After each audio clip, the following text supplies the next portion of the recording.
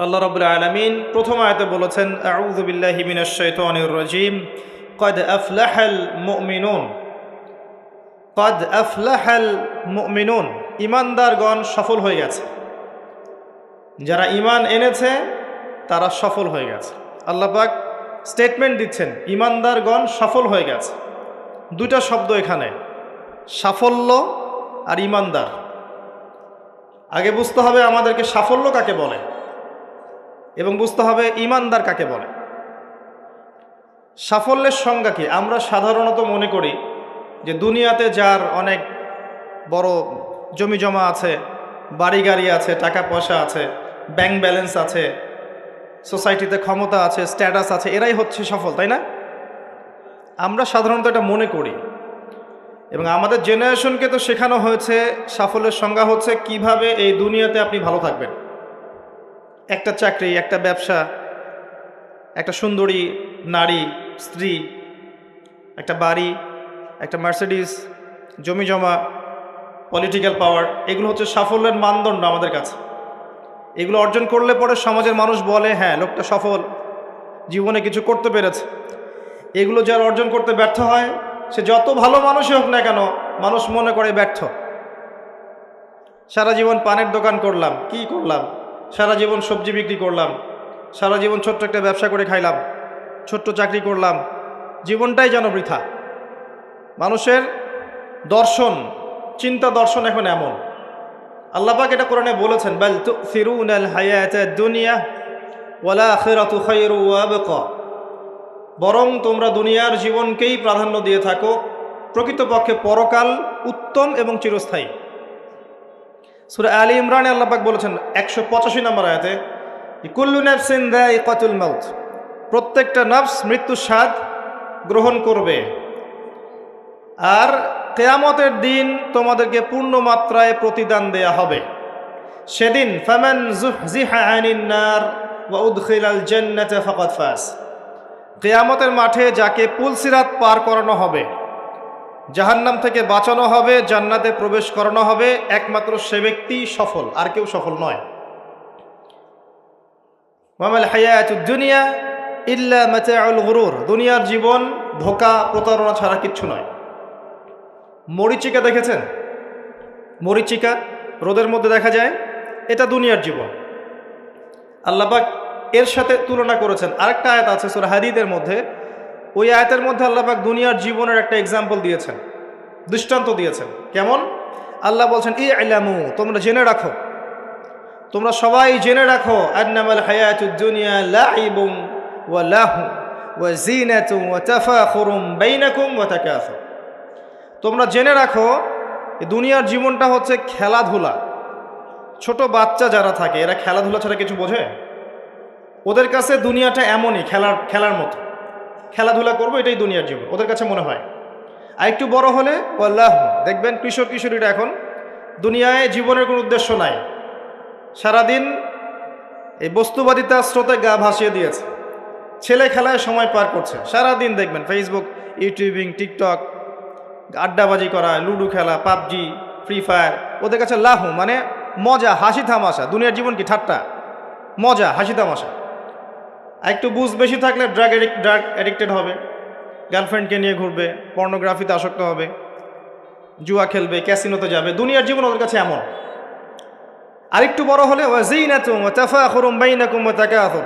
আরেকটু বড় যখন হবে, ম্যাচুরিটি আসবে, তখন প্রতিযোগিতা, প্রাচুর্যের প্রতিযোগিতা, কে কত বেশি সম্পদ অর্জন করতে পারে, কার কত বেশি জমি আছে, কার কত সুন্দর স্ত্রী আছে, কার কত বড় চাকরি, কার কত বড় সম্পত্তি, কার কত বড় ক্ষমতা, জনবল কার কত বেশি। এই যে তাফাখুরুম বাইনাকুম ওয়া তাকাসুর, আল্লাহ পাক এটা সূরা তাকাসুরেও বলেছেন, আলহাকুমুত তাকাসুর হাত্তা যুরতুমুল মাকাবির। তোমরা প্রাচুর্যের প্রতিযোগিতা তোমাদেরকে মোহাচ্ছন্ন করেছে যতক্ষণ না তোমরা কবরে শায়িত হচ্ছ। কাল্লা সাউফা তা'লামুন সুম্মা কাল্লা সাউফা তা'লামুন, কখনো নয়, শীঘ্রই তোমরা জানতে পারবে। আবারও বলছি, শীঘ্রই তোমরা জানতে পারবে। কাল্লা লাউ তা'লামুনা ইলমাল ইয়াকিন, তখন ইলমাল ইয়াকিনে জানবে। একটা জিনিস পড়ে জানার নাম ইলমাল ইয়াকিন নয়, অনুধাবন করবেন যখন, তখন আপনার কাছে ইলমাল ইয়াকিন হবে। যেমন আপনাকে যদি বলি যে গোলাপ ফুলের গন্ধ আর রজনীগন্ধার গন্ধের মধ্যে পার্থক্য লিখে বলেন, লিখিত আকারে পার্থক্য বলেন বা ভাষায় প্রকাশ করেন, পারবেন? কথা বুঝতে পারছেন? গোলাপ ফুলের গন্ধ এবং রজনীগন্ধার গন্ধের মধ্যে কি পার্থক্য আছে আমাকে লিখিত আকারে দেন বা ভাষায় প্রকাশ করেন, পারবেন? এটা সম্ভব? মধুর মিষ্টি কেমন আর এই যে আপনার গুড় এর মিষ্টি কেমন লিখিত আকারে বলুন বা ভাষায় প্রকাশ করুন, পারবেন? কিভাবে পারা যাবে? কিভাবে? যদি আপনি দুইটা ফুল কাছে নেন, নিয়ে দুটার ঘ্রাণ শোখেন, সুখে আপনি বুঝতে পারবেন, অনুধাবন করবেন। ইলমাল ইয়াকিন, এটা হচ্ছে ইলমাল ইয়াকিন। আপনার নিশ্চিত জ্ঞান হলো যে এই গন্ধটা এমন, এই গন্ধটা এমন।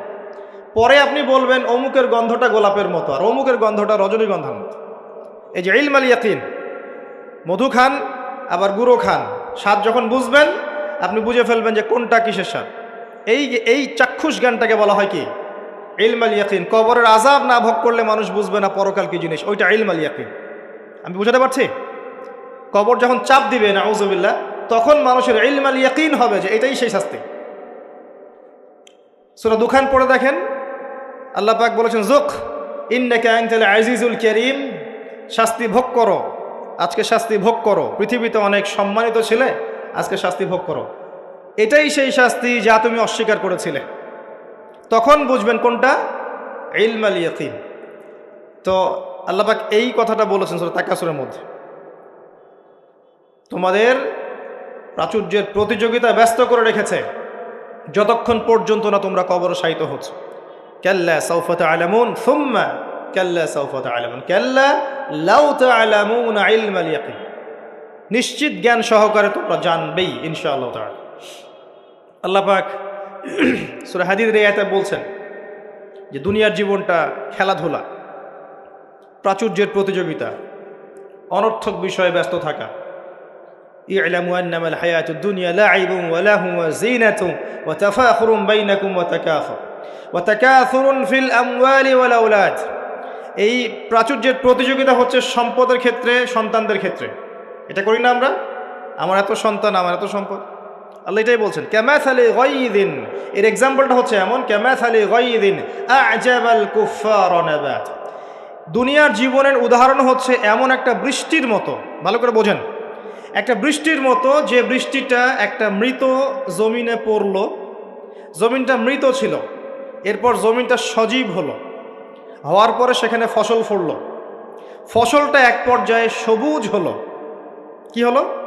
সবুজ, শস্য শ্যামল হয়ে গেল। এরপরে এই ফসলটা হলুদ বর্ণ ধারণ করল। হলুদ বর্ণ ধারণ করে না শেষে? এরপর চাষি এটাকে কেটে ফেলল।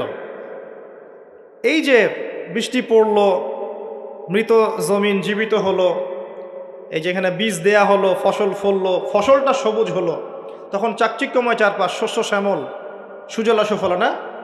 খুব ভালো লাগছে। এরপরে আবার দেখবেন ওইটা পিতবর্ণ ধারণ করবে, হলুদ হয়ে যাবে, চাষি ওটাকে কেটে ফেলবে।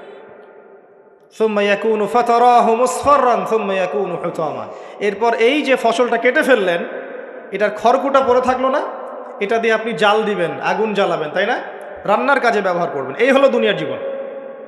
ওয়া ফিল আখিরাতি আযাবুন শাদীদ, আর পরকালের জীবনে স্থায়ী, এখানে আছে কঠিন শাস্তি, অথবা ওয়া মাগফিরাতুম মিনাল্লাহি ওয়া রিদওয়ান, অথবা থাকবে আল্লাহর মাগফিরাত মানে ক্ষমা এবং সন্তুষ্টি। ওই দুনিয়ার ওই ছোট্ট জীবনটাকে যারা আল্লাহর বিধান অনুযায়ী চালাতে পারবে, পরকালে ওদের শাস্তির কোনো ভয় নেই। লা খাউফুন আলাইহিম ওয়া লা হুম ইয়াহজানুন। এই জীবনটায় যারা তাকাসুর, ভোগবিলাস, লাহু, এগুলোতে ব্যস্ত থাকবে, এদের পরকাল হবে আযাবুন শাদীদ, কঠিন শাস্তির। ওয়া মাল হায়াতুদ দুনিয়া ইল্লা মাতাউল গুরুর। এই হলো সূরা হাদীদের আয়াত। দুনিয়ার জীবন প্রতারণা ছাড়া কিচ্ছু নয়। অতএব তোমাদের করণীয় কি?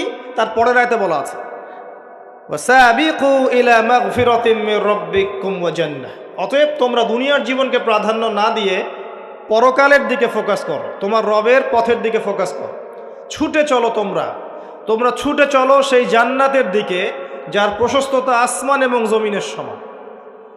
ওয়াসাবিকু ইলা মাগফিরাতিম মির রাব্বিকুম ওয়া জান্নাহ আরদুহা কাআরদিস সামাই ওয়াল আরদ উইদ্দাত লিল্লাযিনা আমানু বিল্লাহি ওয়া রাসূলিহি। এটা প্রস্তুত করা হয়েছে কাদের জন্যে? যারা ঈমান এনেছে এবং তদনুযায়ী কি করেছে? আমল করেছে। আল্লাহর প্রতি ঈমান এনেছে রাসূলগণের প্রতি ঈমান এনেছে, তদনুযায়ী আমল করেছে, এই মুমিনদের জন্য জান্নাত প্রস্তুত করা আছে। আল্লাহ পাক এই সূরায় বলছেন কদ আফলাহাল মুমিনুন। কথা বুঝতে পারছেন এবার? সফল কারা হয়েছে? এই মুমিনরা। আর আফলাহার সংজ্ঞা আল্লাহ পাক দিয়ে দিলেন ফামান যুহজিহা আনিন নার ওয়া উদখিলাল জান্নাহ ফাকাদ ফাজ। পরকালে যে জান্নাতে যাবে, জাহান্নাম থেকে বাঁচবে, একমাত্র সেই ব্যক্তি সফল, আর কেউ সফল নয়। এখন কদ আফলাহাল মুমিনুন আয়াতের মধ্যে সাফল্যের সংজ্ঞা আপনি শিখে ফেললেন। দুনিয়ার জীবনের সাফল্য চিরস্থায়ী নয়, পরকালের সাফল্য চিরস্থায়ী। দুনিয়ার সবচেয়ে আরামে আয়েশে থাকা ব্যক্তিকে আল্লাহ পাক 1 সেকেন্ডের জন্য জাহান্নামে প্রবেশ করাবেন। হাদিস এসেছে, দুনিয়াতে আল্লাহ পাক যাকে সবচেয়ে বেশি নিয়ামত দিয়েছেন, one kind of Bill Gates. কথা বুঝতে পারছেন? ইমানদার ছিল না, কাফের ছিল, প্রচুর ধন সম্পদ আল্লাহ পাক দিয়েছেন। আল্লাহ পাক তাকে 1 মুহূর্তের জন্য জাহান্নামে ঢোকাবেন কিয়ামতের মাঠে, ঢুকিয়ে বের করবেন। বের করে বলবেন, দুনিয়াতে সুখে ছিলে? দুনিয়াতে কি সুখে ছিলে তুমি? তখন সেই ব্যক্তি বলবে, সুখ কি জিনিস আমি জানি না, সুখ শান্তি কি জিনিস আমি জানি না। 1 সেকেন্ডে। এরপরে পৃথিবীতে সবচেয়ে কষ্টে যে ব্যক্তি ছিল, ধরে নেন আজকে সিরিয়ার মাজলুমদের মতো কেউ, বা প্যালেস্টাইনের মাজলুমদের মতো কেউ, বা আপনাদের এখানেও অনেক মাজলুম আছেন, পৃথিবীর বিভিন্ন জায়গায় এখন মাজলুমদের সংখ্যাই বেশি। যাই হোক, তাকে ঢোকানো হবে জান্নাতে 1 সেকেন্ডের জন্য, 1 মুহূর্তের জন্য, ঢুকিয়ে আবার বের করা। আল্লাহর 1 মুহূর্ত আবার আমাদের মতো নয়, ওই 1 মুহূর্তেই সে অনন্তকালের স্বাদ পেয়ে যাবে। আল্লাহ পাকের 1 মুহূর্ত, তাতে অনন্তকালের স্বাদ সে পেয়ে যাবে ইনশাআল্লাহ। এবার বের করবেন, দুনিয়াতে কষ্টে ছিলে? দুনিয়াতে কখনো কষ্টে ছিলে? এই ব্যক্তি বলবে, কষ্ট কি জিনিস আমি তো জানি না, কষ্ট কি জিনিস আমি তো জানি না। অর্থাৎ এই হাদিস থেকে বুঝতে পারছি, দুনিয়াতে আমরা যে যত ভালোই থাকি না কেন, পরকালে যদি সফল হতে না পারি, দুনিয়ার জীবন বৃথা। ওই যে বাবু তোমার তো 16 আনাই বৃথা, একটা কবিতা আছে না, পড়েছিলেন? এখন তো এগুলা বই থেকে উঠিয়ে দেওয়া হচ্ছে মোটামুটি। ওমর ফারুক একটা কবিতা ছিল, পড়েছেন? এখন আমরা পড়েছিলাম, এখন এগুলো নাই। আস্তে আস্তে আস্তে আস্তে টেকনিক্যালি ভ্যানিশ হয়ে যাচ্ছে, মানে হাওয়ায় মিলে যাচ্ছে। সুবহানাল্লাহ। এই বিশ্বে কোনো কিছুই এমনি এমনি হচ্ছে না। এই বিশ্বে যা কিছু হচ্ছে এর পিছনে কোনো না কোনো কারণ থাকে। কারণটা ফাইন্ড আউট করতে হলে আপনাকে খিজির হতে হবে। কি হতে হবে? তাকে পাবেন কোথায়? কোথায় পাবেন? মাজমাউল বাহরাইন, 2 সাগরের মিলনস্থলে পাবেন। সূরা কাহফ, নবী মুসা আলাইহিস সালাম এবং খিজির আলাইহিস সালামের গল্প পড়েন, ঘটনাটা পড়েন। এখানে আপনি দেখবেন খিজির আলাইহিস সালামকে আল্লাহ পাক বাহ্যিক জ্ঞানের সাথে সাথে আধ্যাত্মিক জ্ঞান দিয়েছিলেন। যখন বাহ্যিক এবং আধ্যাত্মিক জ্ঞান একত্রিত হবে, মাজমাউল বাহরাইন, 2 সাগর মিলে যাবে, তখন আপনি নূর লাভ করবেন, বাসিরা লাভ করবেন, অন্তর্দৃষ্টি লাভ করবেন। তখন আপনি চারপাশের বিষয়গুলো গভীরভাবে বুঝতে পারবেন ইনশাআল্লাহ। শুধু বাহ্যিক চোখ দিয়ে দেখলে প্রশ্ন করবেন, নৌকা কেন ফুটা করলেন, বাচ্চাকে কেন হত্যা করলেন, আর এই দেয়াল কেন নির্মাণ করলেন? কারণ মুসা আলাইহিস সালাম বাইরের চোখ দিয়ে দেখছিলেন, আর খিদর আলাইহিস সালাম ভিতরের চোখ দিয়ে দেখছিলেন। ভিতরের চোখ তখনই খুলবে যখন এখানে আল্লাহর নূর আসবে। আর নূর পাবেন সূরা নূরের মধ্যে, বলে দিলাম। নূর কোথায় পাবেন? সূরা নূরের মধ্যে। আরও কিছু কাজ আছে নূর পাওয়ার, তার মধ্যে অন্যতম একটা হচ্ছে মনের মধ্য থেকে যাবতীয় হিংসা, গীবত, বিদ্বেষ, তোহমত, এই যে সমালোচনার অপসংস্কৃতি আর অহংকার, রিয়া দূর করে ফেলতে হবে। আর এগুলো চাইলেই দূর করা সম্ভব নয়, এগুলো চাইলেই দূর করা সম্ভব নয়। যাদের মনের মধ্যে এগুলো নাই তাদের সাথে ঘোরাফেরা করতে হয়। হ্যাঁ, যাদের মনের মধ্যে এগুলো নাই তাদের সাথে ঘোরাফেরা করলে, তাদের সাথে ওঠা বসা করলে, তাদের বইপত্র পড়লে, তাদের লেকচারগুলো শুনলে, তখন আপনার মধ্যে একটা তাসির হয়। শুধু দূর থেকে কথা শুনে বই পড়ে কিন্তু সব অর্জন হয় না। যদি তাই হতো তাহলে একটা কিতাব ধরিয়ে দিয়েই আল্লাহ পাক ক্ষান্ত হয়ে যেতেন। কিতাব নাজিল করেছে, পড়ে নাও বাসায় গিয়ে। নবী সাল্লাল্লাহু আলাইহি সাল্লাম যে সূরাগুলো নাজিল হয়েছে বলতেন, বাসায় গিয়ে পড়ে নাও, বাস হয়ে যাও। ব্যাপারটা কেমন ছিল? তিনি নিজে আমল করেছেন, সাহাবীদেরকে আমল করে দেখিয়েছেন, সাহাবায়ে কেরাম তার সংস্পর্শে থেকে ইসলাম শিখেছেন। এখন ডিফিকাল্ট সিচুয়েশন, আপনি যাবেন কোথায়, কার সংস্পর্শে যাবেন? অনেক ক্ষেত্রে এমনও দেখা যাবে যারা ইসলামের ধারক আর বাহক, তাদের ভিতরে ইসলাম নাই। বাহ্যিকভাবে মনে হবে ইসলামের ধারক বাহক, ভিতরে নিজেরই ইসলাম নাই। তো খুব ডিফিকাল্ট। এই জন্য আল্লাহর কাছে দোয়া করতে হবে, আল্লাহ আমাদেরকে উপযুক্ত আলেম, উপযুক্ত ওলামায়ে কেরাম, উপযুক্ত ওস্তাদ, উপযুক্ত মাশায়েখ এগুলো দান করেন। তারপরে আল্লাহ পাক ইনশাল্লাহ দান করবেন ইনশাআল্লাহ আযজা ওয়া জাল। যাই হোক, পয়েন্ট একটা শিখলাম, দুনিয়ার জীবন চূড়ান্ত না। দুনিয়ার জীবনের সবচেয়ে সুখী ব্যক্তিও জাহান্নামে গেলে বলবে সুখ কী জিনিস আমি জানি নাই। আর দুনিয়ার সবচেয়ে কষ্টে থাকা ব্যক্তি জান্নাতে গেলে বলবে দুঃখ কী জিনিস আমি জানি না। মানুষ দোয়া করলে কয়েকটা জিনিস হয়।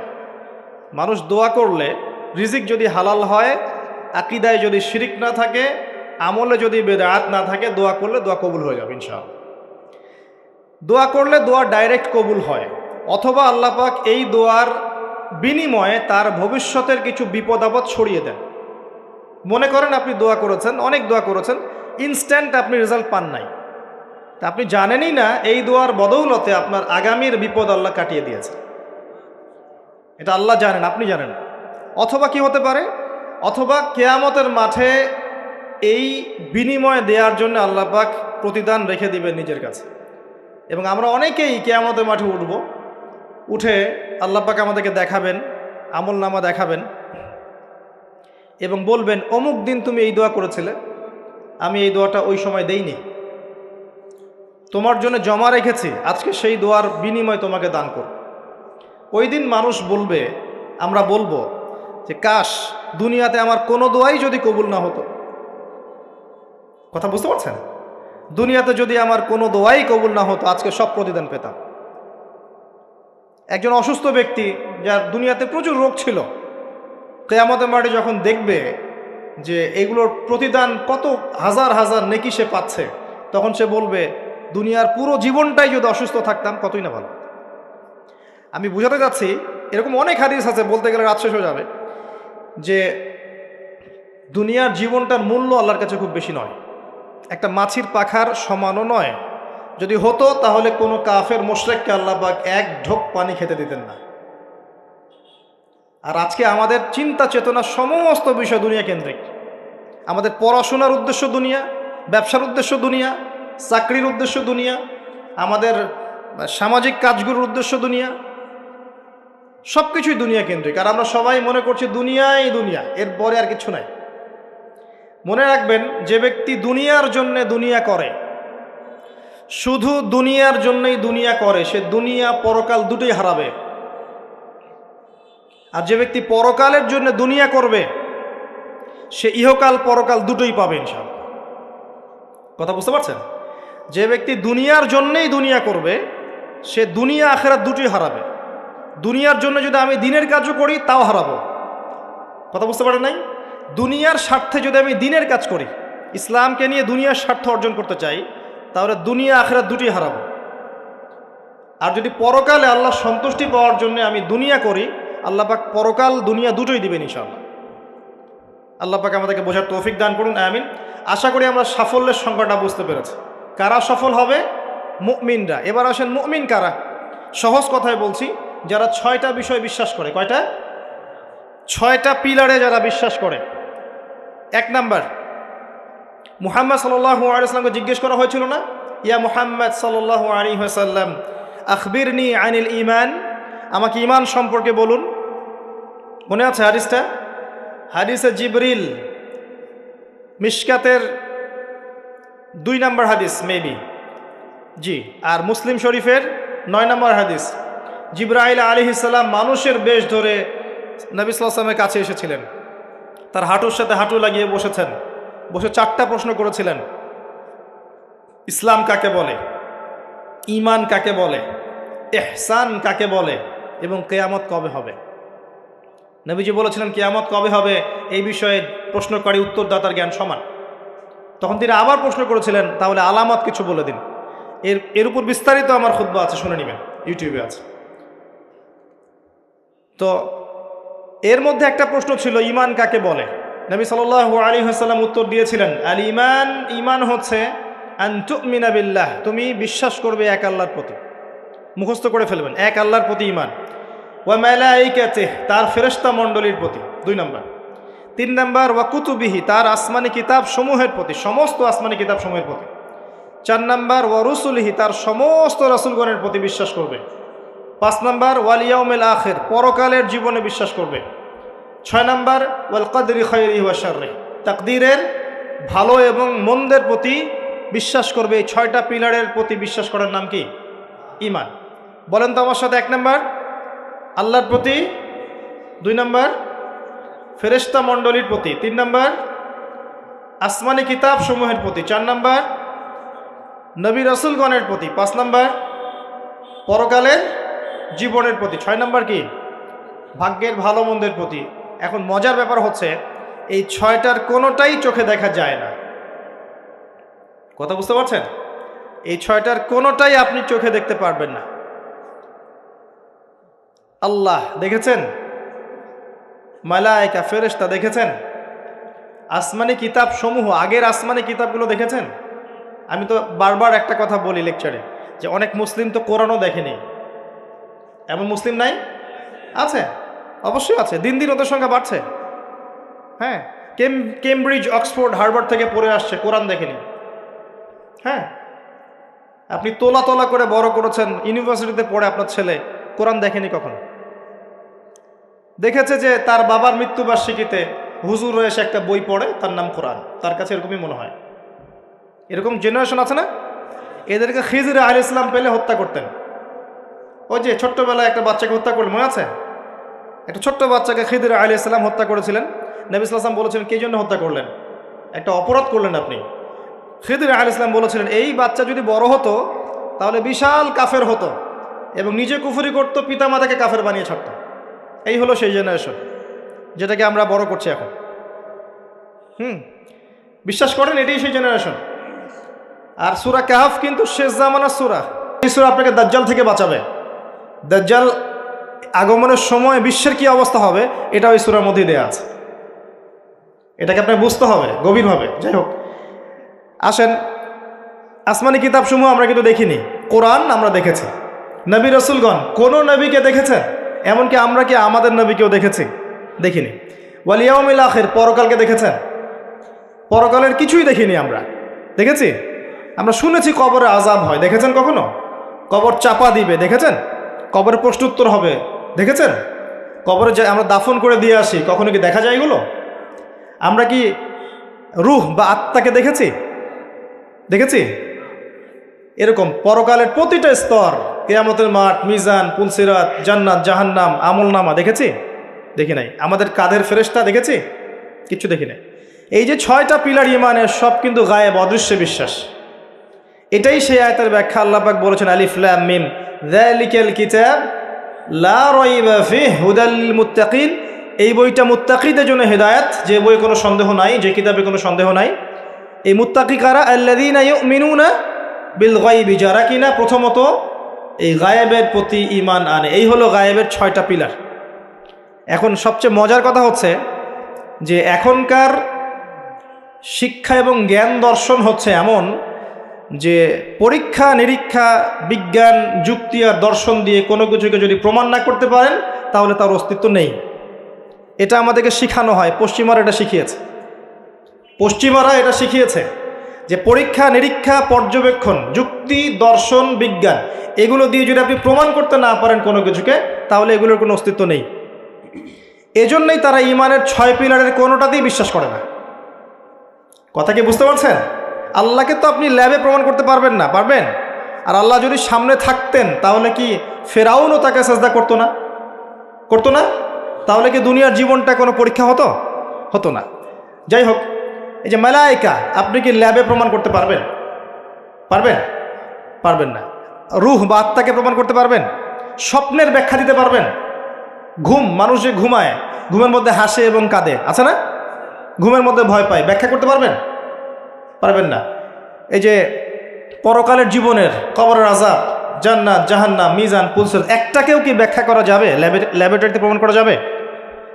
ওদের দর্শন হচ্ছে, এটাকে বলে এপিস্টিমোলজি বা জ্ঞানতত্ত্ব। ওদের জ্ঞানতত্ত্ব হচ্ছে যে যেহেতু এগুলোকে আমরা প্রমাণ করতে পারছি না, অতএব এগুলোর কোনো অস্তিত্ব নাই, চাক্ষুষ যা দেখব তাই সত্য।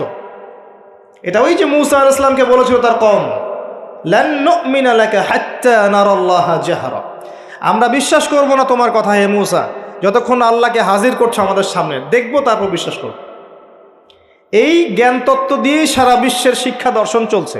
এ কারণেই বলি আমি যে শিক্ষার মধ্যে শিরক আছে। কি আছে? শিক্ষা দর্শনের মধ্যে শিরক আছে। কিন্তু এই চিন্তা চেতনা লালন করে কেউ জ্ঞান অর্জন করে, তার এই পুরো জ্ঞান অর্জনটাই বৃথা। এই জ্ঞানের দিয়ে সে দুনিয়া পাবে, পরকাল পাবে না। তো ইমানের 6 পিলার প্রত্যেকটাই কি? গায়েবে বিশ্বাস। এগুলো বিশ্বাস করতে হবে, এটাই দুনিয়ার জীবনের পরীক্ষা। মনে রাখবেন, এগুলোর প্রতিটার পিছনেই বিজ্ঞান আছে, যুক্তি দর্শন আছে, কিন্তু আমাদেরকে সেই ক্যাপাবিলিটি অফ থিঙ্কিং দেয়া হয় নাই।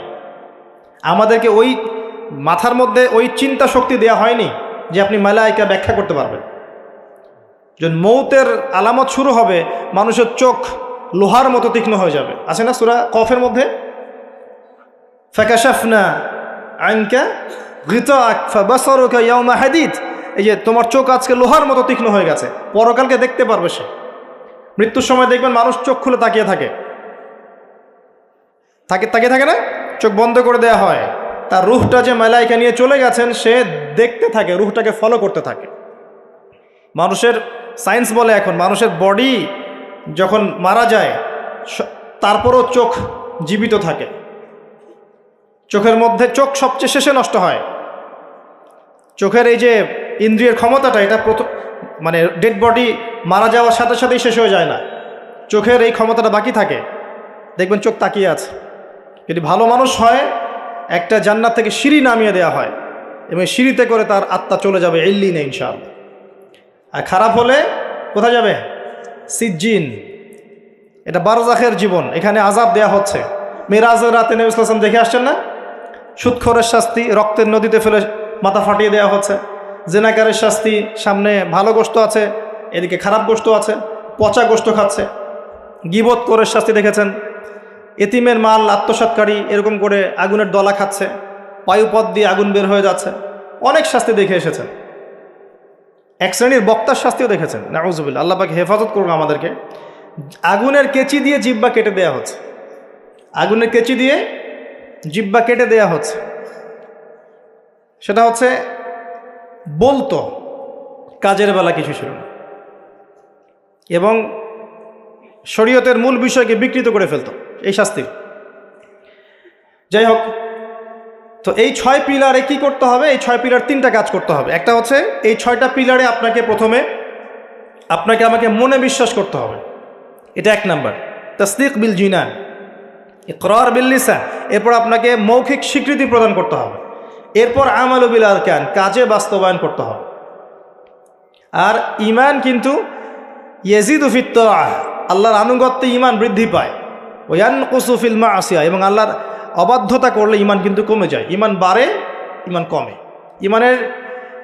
ঈমানের 6টা পিলারকে আবার 3টা কাজ করতে হবে: মনে বিশ্বাস, মুখে স্বীকৃতি, কাজে বাস্তবায়ন। কাজে বাস্তবায়ন করতে গেলে আপনি অনেক সময় ভুল করে ফেলতে পারেন, গুনাহ করে ফেলতে পারেন।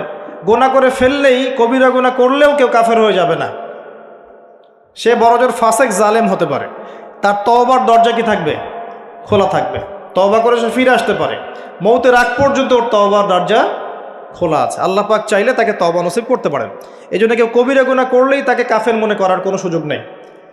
যারা ইসলামের নামে জঙ্গিবাদ ছড়িয়েছে তারা এই আকীদায় বিশ্বাস করে যে কেউ যদি কবিরা গুনাহ করে তাহলে কাফের হয়ে যাবে। কথা বুঝতে পারছেন? এটা খারেজি আকীদা বলে। কি আকীদা? খারেজি আকীদা। এরা বিশ্বাস করে কেউ কবিরা গুনাহ করলেই কাফের হয়ে যায়, অতএব ওকে মারা হালাল, ওর রক্ত হালাল, ওর সম্পদ হালাল। এই কারণে দেখবেন মুসলিম কান্ট্রিগুলোর মধ্যে এই যে মুসলিম থেকে হত্যা করা হচ্ছে, হত্যা মুসলিম থেকে করা হচ্ছে, নাম দেওয়া হচ্ছে জিহাদ। এটা আমেরিকার এবং ইসরায়েলের এজেন্ডা ছিল, এর বেশি কিছু না। খুব সতর্ক, যুব সমাজ খুব সতর্ক থাকবেন। মানে কিছু মানুষের গরম গরম লেকচারে পথভ্রষ্ট হয়ে যায় না। এত সহজেই একজন মুসলিম কাফের হয়ে যায় না। কবিরা গুনাহ করলেই কোনো মুসলিম ব্যক্তি কাফের হয়ে যায় না। সে বড়জোর ফাসেক জালেম হতে পারবে, তার তওবার দরজা বন্ধ হয়ে যায় না, বরং খোলা থাকবে। মৌত পর্যন্ত সময় আছে তার তওবা করে ফিরে আসে। খুব সাবধান। এই জায়গায় সেই সমস্যা যেটা আপনারা ধরতে পারবেন না। এটা এই সমস্যাগুলো পলিটিশিয়ান ধরতে পারবে না, কিন্তু এটা হচ্ছে জ্ঞানতাত্ত্বিক সমস্যা, ধর্মতাত্ত্বিক সমস্যা। এখানে এই ব্যাখ্যা দিয়ে যুবকদের মাথা ওয়াশ করা হয়েছে। খুব সাবধান। এখানে আল্লাহ পাক বলছেন কদ আফলাহাল মুমিনুন, এইভাবে যারা ঈমান নিয়ে আসবে তারা সফল। তাহলে ঈমানের বিষয়টা আমরা বুঝলাম যে আমরা শৈথিল্যবাদীও হব না, চরমপন্থীও হব না। আমরা ঈমানের 6 পিলারে বিশ্বাস করব, মৌখিক স্বীকৃতি দিব, মনে বিশ্বাস করব, কাজে বাস্তবায়ন করব। কাজ করতে গিয়ে যদি ভুল ত্রুটি হয়ে যায়, কবিরা গুনাহ হয়ে যায়, তওবা করে ফিরে আসার সুযোগ আছে। কবিরা গুনাহ করলেই কেউ কাফের হয়ে যায় না, বরং সে বড়জোর ফাসেক জালেম হতে পারে। তার তওবার রাস্তা খোলা আছে, তাকে হত্যা করা আমার জন্য বৈধ নয়। সিম্পল। এইভাবে যারা ঈমান আনবে তাদেরকে বলা হচ্ছে আফলাহাল মুমিনুন, তারা সফল হয়ে গেছে। এবং তাদের আরও কিছু কোয়ালিটি আল্লাহ পাক বলেছেন, আমি একটা একটা করে বলে শেষ করছি। আল্লাহ পাক বলেছেন আল্লাযীনা হুম ফি সলাতিহিম খাশিউন। এভাবে ঈমান আনার পর তাদের প্রথম কাজ, তারা নামাজের মধ্যে খুশু খুজুর সাথে নামাজ পড়ে, যেটা এখনকার ডিজিটাল নামাজ আপনি পাবেন না। খুশু খুজুর সাথে নামাজের কয়েকটা শর্ত: ওয়াক্ত ঠিক থাকতে হবে, নামাজের পদ্ধতি ঠিক থাকতে হবে, নামাজের ধীর স্থিরতা বজায় থাকতে হবে, নামাজে আপনি কি পড়ছেন কি বলছেন এটা বোঝার চেষ্টা করতে হবে। এই জন্য আমি কিছু টিপস আপনাদেরকে এর আগেও দিয়েছি, আবার বলছি, এটা আমি ব্যক্তিগতভাবে উপলব্ধি করেছি যে নামাজের মধ্যে যদি আপনি প্রতিদিন প্রতি ওয়াক্তে একই সূরা পড়তে থাকেন, মনোযোগ কমে যাবে। আপনি এক এক ওয়াক্ত নামাজে এক এক সূরা পড়েন, ভেরিয়েশন রাখেন, আপনি নামাজে মনোযোগ পাবেন বেশি। এটা একটা টিপস। একটা টিপস হচ্ছে নামাজে যা পড়ছেন আল্লাহু আকবার থেকে আসসালামু আলাইকুম রাহমাতুল্লাহ পর্যন্ত প্রতিটা শব্দের অর্থটা জানার চেষ্টা করেন এবং ওই অর্থের দিকে মনোযোগ দেন। আপনার নামাজে মনোযোগ এদিক ওদিকে যাবে না ইনশাআল্লাহ। নামাজ যে ইমাম পড়াবে তাকে স্বাধীনতা দেন, ধীর স্থিরভাবে ওকে নামাজ পড়াতে বলেন এবং যিনি ইমামতি করবেন তার তেলাওয়াতটাকে অত্যন্ত সুললিত করার চেষ্টা করেন। সুন্দর তেলাওয়াত শুনলে মনোযোগ বেড়ে যায়। খেয়াল করে দেখবেন, তারাবির নামাজে সুন্দর তেলাওয়াত থাকলে দেখবেন মনোযোগ এদিক ওদিক যাচ্ছে না এবং দুনিয়াবি কাজগুলোকে ফারেক হয়ে নামাজ পড়তে আসে। মাথায় 10টা কাজ নিয়ে নামাজ পড়তে আসবেন, রিল্যাক্সে নামাজ পড়ে এবং নামাজের সময় আশপাশের শব্দ যেন না হয় খেয়াল রাখে। বাসায় বলে দিবেন নামাজের সময় আমাকে ডিস্টার্ব করবেন, নামাজের সময় ফোন আসলে আমাকে নক করার দরকার নাই, নামাজের সময় গেট নক করবে না। মানে নামাজটাকে আপনি সর্বোচ্চ গুরুত্ব দেন। কারণ কি, এটা পড়ার জন্যই তো পৃথিবীতে এসেছি। ওয়ামা খালাকতুল জিন্না ওয়াল ইনসা ইল্লা লিয়াবুদুন। দুনিয়াতে আসছি কেন ভাই? আল্লাহর ইবাদত করতেই তো। এখানে এত তাড়াহুড়োর কি আছে? এরপর আল্লাহ পাক তো সহজ করে দিয়েছেন। আপনি মুসাফির হলে কসর করতে পারবেন, পারবেন না? মুসাফির হলে কসর করতে পারবেন। আল্লাহ পাক নামাজের যে আহকাম আরকানগুলো দিয়েছেন, এগুলোর মধ্যে নামাজের ফরজ ওয়াজিব সুন্নত মুস্তাহাব যেগুলো আছে, ঠিকঠাক করে নামাজ পড়লে নামাজটা খুশু খুজুর সাথে হবে ইনশাআল্লাহ। আল্লাহ পাক আমাদের সবাইকে খুশু খুজুর সাথে 5 ওয়াক্ত নামাজি বানিয়ে দিন, আল্লাহুম্মা আমিন। আর মুকিম যারা থাকবেন, চেষ্টা থাকবে জামাত ধরার জন্য। এটা ব্যক্তিগত উপলব্ধি আমার। জামাতে সালাত পড়লে যেরকম মনোযোগ আসে, মনটা তৃপ্তি হয়, বাসায় নামাজ পড়লে সেটা হয় না। এটা হয় না। নামাজ জামাতে যখন যাব, ওযু করলাম, ইবাদত, পায়ে হেঁটে যাচ্ছি, গুনাহ মাফ হচ্ছে, সবার সাথে দেখা সাক্ষাৎ হয়, প্রথম কাতারে দাঁড়ানোর সুযোগ হয়, আপনার ইমামতি করলে মনোযোগ আরও বেশি থাকে, নামাজের পরে বসে জিকির আজগার করার সুযোগ হয়, নামাজের পরে আবার 2-1টা হাদিস পড়ার সুযোগ হয়। পুরো কাজটা মিলে কিন্তু দেখবেন মনটা মানে কি বলবো, প্রশান্তিময় হয়ে ওঠে। বাসায় একা একা ঠিকঠাক নামাজ পড়লে এটা হয়ে ওঠে না। তবে কিছু নামাজ বাসায় পড়তে নবীজি বলেছেন, এতে করে বাসায় রহমত বরকত নাজিল হবে। অনেকে প্রশ্ন করে, স্বামী স্ত্রী কি একসাথে নামাজ পড়তে পারবে? স্বামী স্ত্রী একসাথে সিনেমা দেখতে পারবে, নামাজ পড়তে পারবেন নাকি? এগুলো প্রশ্ন করে। স্বামী স্ত্রী কি একসাথে নামাজ পড়তে পারবে? নামাজ পড়েন না বলেই তো এই সমস্যা। স্বামী স্ত্রী একসাথে মাঝে মাঝে নামাজ পড়বে, মাঝে মাঝে নফল নামাজ পড়বেন একসাথে। এতে করে দেখবেন মহব্বত বাড়ছে, পরিবারের শান্তি বাড়ছে।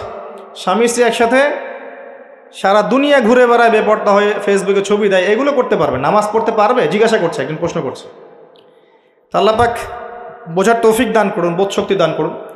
ঈমান আনার পর প্রথম কাজ কি ভাই? সালাত। এরপর আল্লাহ পাক বলছে ওয়াল্লাযীনা হুম আনিল লাগওয়ি মু'রিদুন। যারা অনর্থক কথা এবং কাজ থেকে দূরে থাকে, অনর্থক অহেতুক ফাহেসা কথা এবং কাজ থেকে দূরে থাকে, এরা হচ্ছে মুমিন, সফল হচ্ছে। খেয়াল করে দেখবেন আমাদের জীবনের বেশিরভাগ কথা এখন অনর্থক হচ্ছে, অহেতুক, অহেতুক গীবত, অহেতুক তহমত, অহেতুক সমালোচনা। 3-4 জন একসাথে বসলেই গীবত। যে ব্যক্তি কিছু বোঝেই না সে পলিটিক্স নিয়ে কথা বলা শুরু করলো, ইকোনমিক্স নিয়ে কথা বলা শুরু করলো, দেশ নিয়ে, রাষ্ট্র নিয়ে, কত বুদ্ধি তার, মাশাআল্লাহ। অথচ সে এসবের ধারই ধারে, জ্ঞানের কোনো ধারই ধারে না, এই জ্ঞান তার মধ্যে নাই। এমন কেউ নাই যে সব বিষয় নিয়ে কথা বলার চেষ্টা করে না। সবাইকে সব বিষয়ে কথা বলতে হবে না তো, যে বিষয়ে দক্ষ সে সেই বিষয়ে কথা বলবে। তো আমরা কিন্তু কথা খুব বেশি বলি, অহেতুক কথাবার্তা, অহেতুক কাজ। দেখবেন অহেতুক কাজে আমাদের যুব সমাজ সময় নষ্ট করছে। ঘুম থেকে ওটা থেকে শুরু করে দেখেন, অহেতুক আড্ডা মারবে, অহেতুক বাইক নিয়ে ঘুরছে মেয়ের পিছনে, অহেতুক বান্ধবীর পিছনে ঘোরা, দেখবেন অহেতুক আড্ডা মারা, কফি শপে বসে থাকা, অনলাইনে সারাদিন অনলাইনে স্ক্রল করতে থাকা, অহেতুক দেখবেন বসে বসে গেমস খেলছে, যে গেমসের কোনো মূল্যই নাই, সময় নষ্ট করছে নিছক মনোরঞ্জনের জন্যে। এরকম প্রচুর কাজ, মেয়েদেরকেও দেখেন সেম কাজ করছে, সারাদিন দেখবেন ওই সাজুগুজু নিয়ে পড়ে আছে, অহেতুক সিরিয়াল দেখছে বসে বসে, ঘন্টার পর ঘন্টা চলে যাচ্ছে, রিমোট নেওয়াই যায় না হাত থেকে। সারাদিনের সব কাজ আগে শেষ করে সন্ধ্যার সময় বসতেই হবে, সন্ধ্যা থেকে রাত 10টা সিরিয়াল, 10টা সিরিয়াল দেখে শেষ করবে। তারপর বাঘের মুখ থেকে খাবার কেড়ে নিয়ে আসতে পারবেন, কিন্তু আপনার স্ত্রীর হাত থেকে রিমোট নিতে পারবেন না।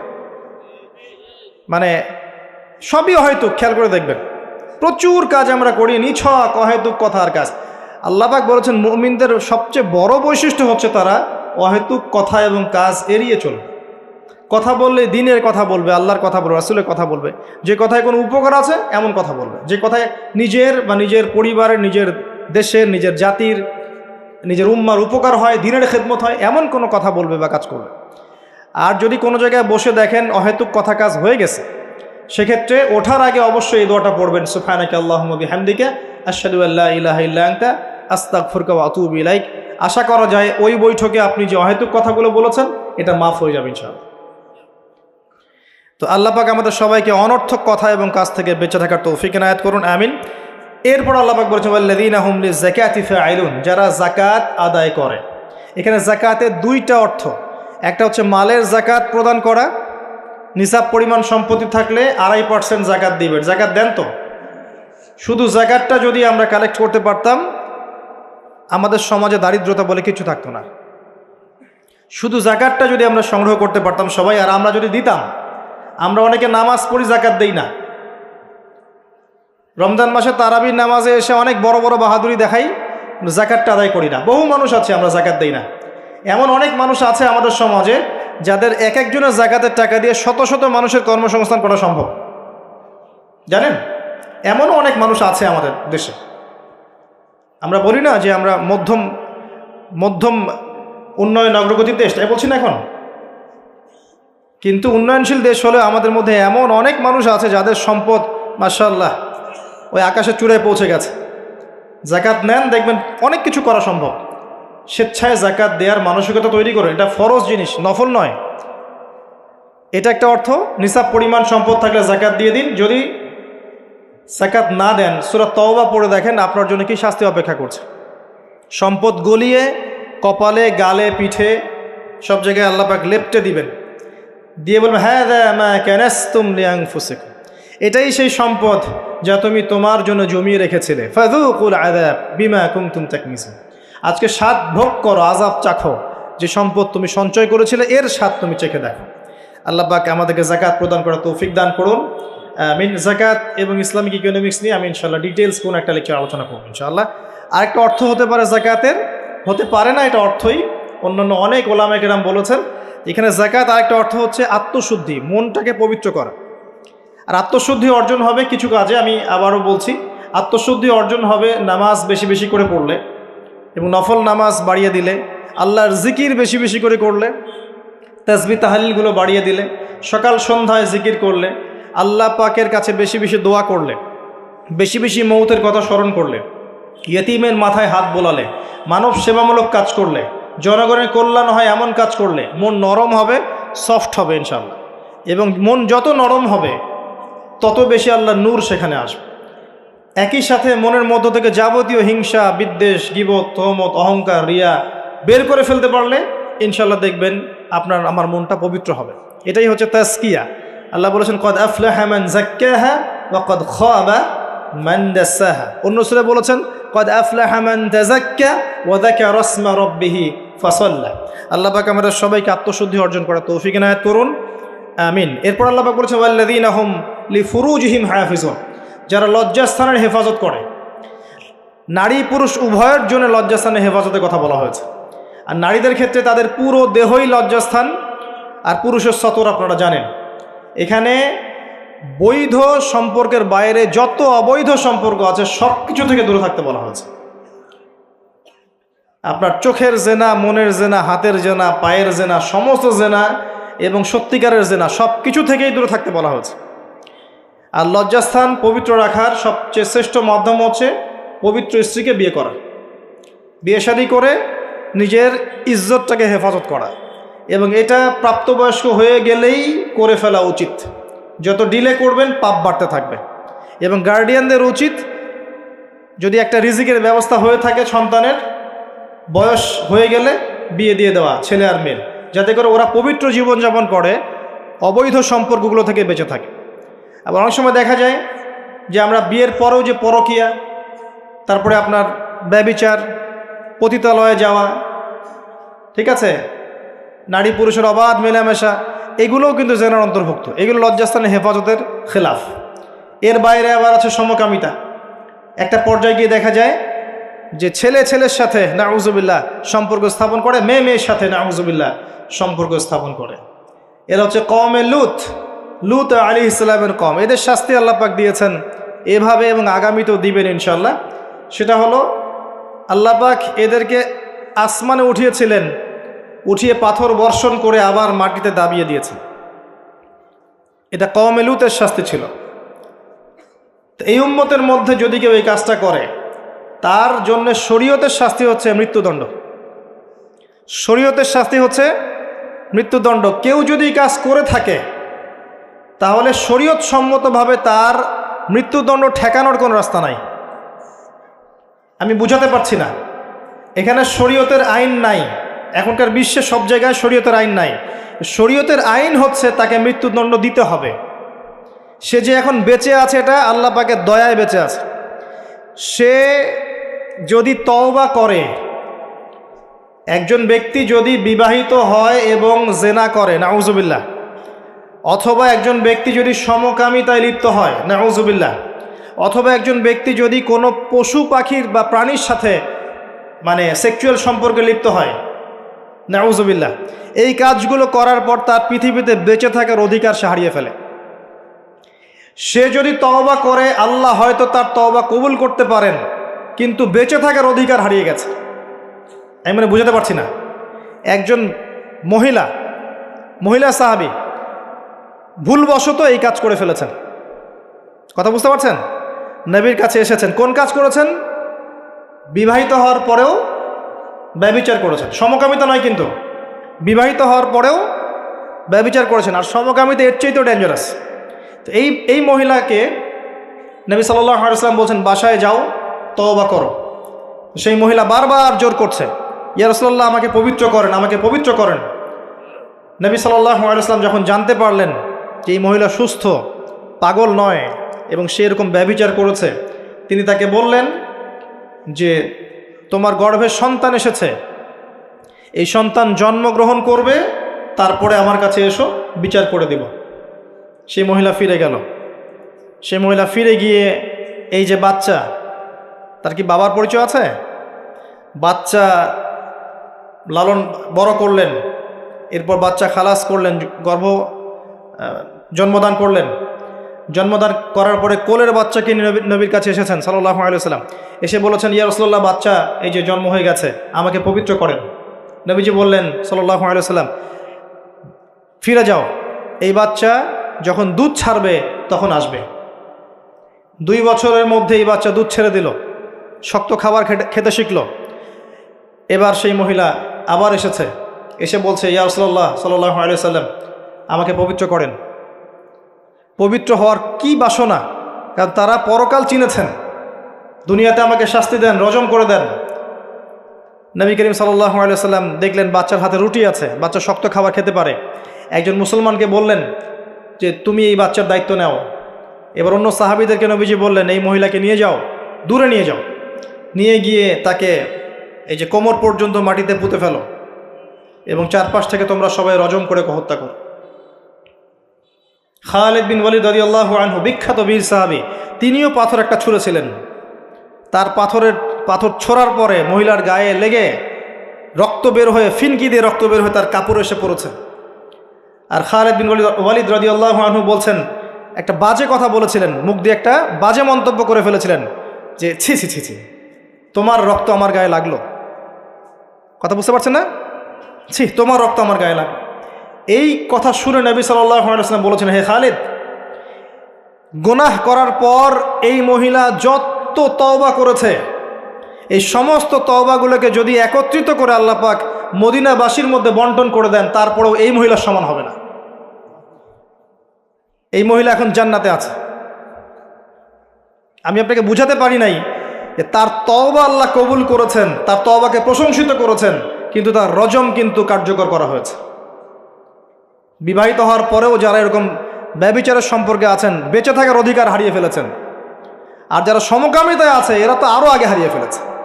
এদেরকে জনসমক্ষে মৃত্যুদণ্ড দেওয়ার কাজ ইসলামের শরীয়ত মোতাবেক। তো এই বিধান এখন নাই, আপনাকে কেউ এটা করবে না। আল্লাহর কাছে তওবা করেন নীরবে নিভৃতে, আল্লাহ পাক আশা করা যায় গুনাহ মাফ করে দিবেন ইনশাআল্লাহ তাআলা। কিন্তু পৃথিবীতে বেঁচে থাকার অধিকার মানুষ হারিয়ে ফেলে কিছু আমল করলে, এটা সেই আমল। আল্লাহ পাক এই সূরায় বলেছেন লজ্জাস্থানের হেফাজত করতে এবং পবিত্র স্ত্রীদের কাছে ব্যতীত অন্য কোথাও গিয়ে যেন আমরা সম্পর্কে লিপ্ত না হই। আল্লাহ পাক আমাদের সবাইকে পবিত্র থাকার তৌফিক এনায়েত করুন, আমিন।